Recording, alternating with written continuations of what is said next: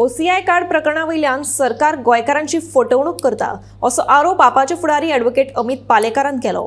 वेंचणुके उपरांत ओसीआय कार्डावयल्यान सरकारान गोंयकारांक फटयल्ल्याचें पालेकाराचें म्हणणें।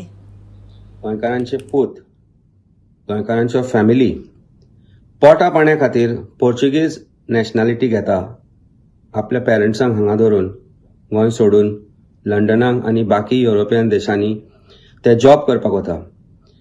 फाटले वर्सभर और 6-8 म्हयन्या पयलीं आमी पळयले की तांच्या पेरंट्साचे जे पासपोर्ट आसा ते पासपोर्ट रद्द केले वताले, कारण तांचो बर्थ पोर्चुगलाक रजिस्टर्ड आसा म्हणून। आमी हो विशय घेतलो, विशय आमी फुडेंय व्हेलो। ताजे उपरांत चीफ मिनिस्टरान एक स्टेटमेंट केलो आनी एक लेटर दाखयलें, एक मेमोरंडम दाखयलो। तातूंतल्यान ताणें सांगलें की हो विशय सुटावो जातलो आनी तांकां ओसीआय कार्ड दिले गेले वतले।